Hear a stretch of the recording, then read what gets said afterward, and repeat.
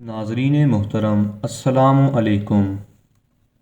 آج کی اس ویڈیو میں ہم بات کرنے والے ہیں محشر کے ہولناک مناظر اور اولاد آدم علیہ السلام کی نفسا نفسی کے بارے میں۔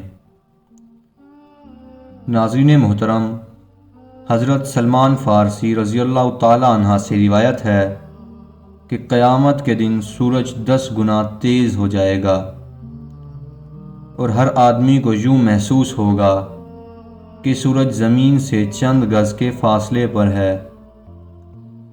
دھوپ کی سختی کی وجہ سے لوگ پسینے میں ڈوبے ہوئے ہوں گے۔ 7 قسم کے آدمیوں کو عرش کا سایہ نصیب ہوگا۔ نبی علیہ السلام نے ارشاد فرمایا کہ مخلوق دھوپ اور پیاس کی وجہ سے تڑپ رہی ہوگی، کوئی پرسان حال نہیں ہوگا۔ اس حالت میں کئی سال گزر جائیں گے۔ بالآخر لوگ پریشان ہو کر حضرت آدم علیہ السلام کی خدمت میں پیش ہوں گے اور کہیں گے، اے ہمارے ابا جان، آپ ہمارے ساتھ آگے قدم بڑھائے اور اللہ کے حضور عرض کیجئے کہ اے اللہ، اس سختی کو برداشت کرنا مشکل ہے، آپ ہم سے حساب لے لیجئے تاکہ ہم نے جہاں جانا ہے وہاں جلدی پہنچ جائیں۔ یہ تنگی ہمارے برداشت سے باہر ہے۔ مگر حضرت آدم علیہ السلام اس وقت یہ کہتے ہوئے انکار فرما دیں گے کہ نہیں، میں نے بھول کی وجہ سے ایک دانہ کھا لیا تھا اور اس دانے کے کھانے پر 300 سال تک رو رو کر معافی مانگتا رہا۔ حدیث پاک میں آیا ہے کہ پورے انسانوں کے جتنے آنسو ہیں وہ سارے کے سارے 10واں حصہ ہیں اور 9 حصے آنسو حضرت آدم علیہ السلام کے ان 300 سالوں میں نکلے، اور اس کے بعد اللہ تعالیٰ نے ان کی توبہ کو قبول فرمایا۔ اتنا روئے اور معافی مانگنے کے بعد اور توبہ قبول ہو جانے کے بعد بالآخر انہوں نے بیت اللہ شریف بنایا اور 30 حج پیدل چل کر کیے۔ مگر قیامت کے دن وہ پھر بھی فرمائیں گے، نہیں، مجھے اللہ رب العزت کے سامنے جانے میں شرمندگی محسوس ہو رہی ہے۔ غور کیجئے کہ حضرت آدم علیہ السلام کی توبہ کی قبولیت کا بھی فیصلہ آ چکا ہے، لیکن بندہ اپنے کیے پر پشیمان ہوتا ہے۔ جب قیامت کے دن ہمارا یہ حال ہوگا تو ہم لوگ جب اپنے گناہوں کو لے کر جائیں گے اور بغیر توبہ کیے مر جائیں گے تو ہمارے لیے قیامت کے دن اللہ رب العزت کے سامنے کھڑا ہونا کتنا مشکل ہوگا۔ اسی لیے قرآن مجید میں آتا ہے کہ اگر آپ اس منظر کو دیکھیں جس دن مجرم اللہ تعالیٰ کے سامنے کھڑے ہوں گے تو شرم کی وجہ سے ان کے سر جھکے ہوئے ہوں گے۔ جب قیامت کے دن اتنی شرمندگی محسوس ہوگی تو بہتر ہے کہ ہم اپنے گناہوں سے آج ہی توبہ کر لیں۔ اس کے بعد حضرت آدم علیہ السلام تمام انسانوں کو کہیں گے کہ آپ لوگ حضرت نوح علیہ السلام کے پاس چلے جائیں۔ لہٰذا ساری مخلوق حضرت نوح علیہ السلام کی تلاش میں لگ جائے گی۔ جب حضرت نوح علیہ السلام ملیں گے تو مخلوق عرض کرے گی، اے آدم ثانی، آپ ہمارے لیے اللہ کے حضور سفارش کر دیجئے اور ہمیں اللہ کے سامنے پیش کر دیجئے۔ حضرت نوح علیہ السلام ان کو فرمائیں گے کہ نہیں، میں نے اپنے بیٹے کے لیے ایک دعا کر دی تھی اور اللہ تعالیٰ نے فرمایا تھا، اے نوح، ایسی دعا نہ کیجئے کہ کہیں آپ کو مرتبہ نبوت سے اتار نہ دیا جائے، اس لیے مجھے تو اس فرمان سے ڈر لگتا ہے کہ میں وہ دعا ہی کیوں کر بیٹھا۔ میں نے اللہ کے حضور فوراً معافی مانگی تھی، لہٰذا میں اللہ تعالیٰ کے حضور پیش نہیں ہو سکتا۔ حضرت نوح علیہ السلام کا اصل نام عبد الغفار تھا، مگر وہ اس دعا کے مانگنے کے بعد اتنا روئے کہ ان کا نام نوح پڑ گیا۔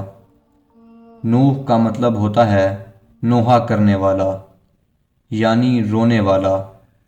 اتنا رونے کے باوجود قیامت کے دن اللہ رب العزت کے سامنے جانے سے جب ان کو بھی اتنا ڈر لگے گا تو سوچنا چاہیے کہ ہم تو اپنے گناہوں پر روتے بھی نہیں، بلکہ جب گناہ کرتے ہیں تو خوشی خوشی دوسروں کو بتاتے ہیں کہ میں نے فلاں گناہ کیا ہے۔ سوچیں تو صحیح کہ قیامت کے دن ہم اللہ تعالیٰ کے حضور کیسے پیش ہوں گے۔ حضرت نوح علیہ السلام سب انسانوں کو فرمائیں گے کہ آپ حضرت ابراہیم علیہ السلام کے پاس چلے جائیں۔ ساری انسانیت سیدنا ابراہیم علیہ السلام کو ڈھونڈ کر ان سے عرض کرے گی کہ اے اللہ کے خلیل، آپ ہمیں اللہ رب العزت کے حضور پیش کر دیجئے۔ لیکن وہ فرمائیں گے کہ نہیں، آج مجھے اللہ رب العزت کے پاس جاتے ہوئے گھبراہٹ ہو رہی ہے، کیونکہ میری زندگی میں 3 باتیں ایسی تھیں جو مصلحت کی بنا پر تو ہوئیں لیکن خلاف واقعہ تھیں۔ آج مجھے ان 3 باتوں پر شرمندگی ہے۔ ان میں سے پہلی بات یہ تھی کہ ایک مرتبہ ان کو ان کی قوم کہیں لے کر جانا چاہتی تھی، مگر انہوں نے کہہ دیا تھا کہ میں بیمار ہوں۔ واقعی ان کافروں اور مشرکوں کے ساتھ جانے میں تو روحانی بیماری ہی تھی، اس لیے انہوں نے ان کو عذر پیش کر دیا تھا۔ اللہ پاک نے قرآن پاک میں فرمایا کہ انہوں نے فرمایا تھا کہ میں بیمار ہوں۔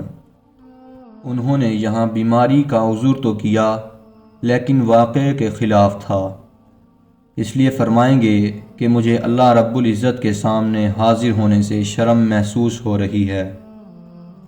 دوسری بات یہ ہے کہ ایک مرتبہ وہ اپنی بیوی حضرت سارہ علیہ السلام کو لے کر مصر کے قریب سے گزرے۔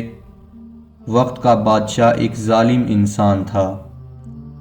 اس نے پولیس والوں کو کہا کہ تم جہاں کہیں بھی کسی خوبصورت عورت کو دیکھو تو اسے پکڑ کر میرے پاس لاؤ۔ اس طرح وہ اس کی بے حرمتی کر کر گناہ کا مرتکب ہوتا تھا۔ اللہ تعالیٰ نے بی بی سارہ کو حسن و جمال بہت دیا تھا، چنانچہ پولیس والوں نے جب ان کو دیکھا تو انہیں بھی پکڑ کر لے گئے۔ اس کا دستور یہ تھا کہ اگر اس عورت کے ساتھ اس کا شوہر ہوتا تو وہ اسے قتل کروا دیتا، اور اگر بھائی یا والد ہوتا تو پھر وہ ان کو قتل نہیں کرواتا تھا، البتہ برائی ضرور کرتا تھا۔ جب حضرت ابراہیم علیہ السلام پہنچے تو ان سے بھی پوچھا کہ تم کون ہو اور اس عورت کے کیا لگتے ہو؟ آپ علیہ السلام نے اپنی جان کی حفاظت کے پیش نظر کہہ دیا کہ یہ میری بہن ہے۔ اللہ تعالیٰ بھی فرماتے ہیں کہ بے شک ایمان والے بھائی بھائی ہیں، اس لیے ایمان کی نسبت سے مومن مرد اور مومنہ عورت کو دینی بھائی اور بہن کہہ دیا جاتا ہے۔ آپ نے بھی اسی نسبت سے حضرت سارہ کو بہن کہہ دیا، کیونکہ وہ اسی دین پر تھیں جس پر آپ علیہ السلام تھے۔ یہ بات 100% شریعت کے مطابق جائز تھی۔ جان بچانے کے لیے تو حرام چیز بھی حلال ہو جاتی ہے، مگر اس کے باوجود حضرت ابراہیم علیہ السلام کو جھجک محسوس ہوئی۔ تیسری بات یہ کہ ایک مرتبہ حضرت ابراہیم علیہ السلام نے بتوں کو توڑا تھا۔ جب کافروں نے آ کر پوچھا کہ ہمارے بتوں کو کس نے توڑا، تو انہوں نے فرمایا تھا کہ تم اس سے پوچھو جو تمہیں ان بتوں میں بڑا نظر آتا ہے۔ جب ابراہیم علیہ السلام نے بتوں کو توڑ کر کلہاڑا سب سے بڑے بت کے کندھے پر رکھ دیا تھا، اس لیے بڑے بت سے پوچھنے کو فرمایا۔ اب ظاہراً تو یہ کوئی اتنی بڑی بات نہیں، کافروں کو سمجھانے کے لیے ایسا کیا تھا کہ وہ پوچھیں گے تو بت انہیں جواب نہیں دیں گے، لیکن بات تو حقیقت سے مختلف تھی، لہٰذا اس بات پہ بھی اتنا افسوس ہوگا کہ اللہ کا خلیل ہونے کے باوجود انہیں اللہ کے سامنے جاتے ہوئے شرمندگی محسوس ہو رہی ہوگی۔ اس پر ہم لوگ سوچیں جو دن رات جھوٹی قسمیں کھاتے ہیں، جھوٹی گواہیاں دیتے ہیں، لوگوں کے سامنے اپنی غلطیوں پر پردہ ڈالتے ہیں اور اپنے آپ کو دنیا کی شرمندگی سے بچانے کے لیے جھوٹی باتیں کرتے پھرتے ہیں۔ قیامت کے دن ہمیں اللہ رب العزت کے حضور جاتے ہوئے کتنی شرمندگی محسوس ہوگی۔ حضرت ابراہیم علیہ السلام فرمائیں گے کہ آپ سب لوگ موسیٰ کلیم اللہ علیہ السلام کے پاس چلے جائیں، وہ آپ کی شفاعت کریں گے۔ چنانچہ ساری انسانیت حضرت موسیٰ علیہ السلام کے پاس آ جائے گی اور کہے گی، اے کلیم اللہ، آپ ہماری شفاعت فرما دیجئے۔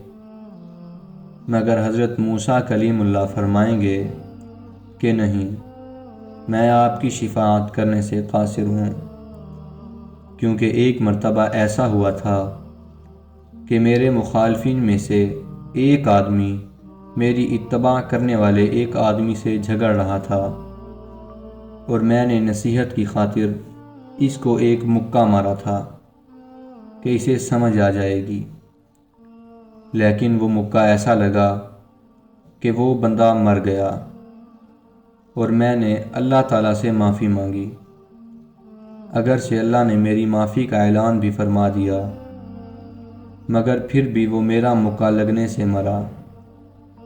اس لیے مجھے اس بات کی وجہ سے اللہ تعالیٰ کے سامنے جاتے ہوئے آج شرم محسوس ہو رہی ہے۔ ناظرین محترم، یہ تھی ہماری آج کی ویڈیو۔ امید کرتے ہیں کہ آپ کو ویڈیو پسند آئی ہوگی۔ ویڈیو پسند آئی ہے تو ویڈیو کو لائک ضرور کیجیے گا اور اپنی رائے کا اظہار کمنٹ باکس میں ضرور کیجیے گا، اور ویڈیو کو صدقہ جاریہ سمجھ کر زیادہ سے زیادہ شیئر کیجیے گا۔ اس ویڈیو کا نیکسٹ پارٹ دیکھنے کے لیے ہمارے چینل کے ساتھ جڑے رہیے اور ہمارے چینل کو سبسکرائب کر دیجیے۔ ملتے ہیں نیکسٹ ایپیسوڈ میں، تب تک کے لیے دیجیے اجازت۔ خدا حافظ۔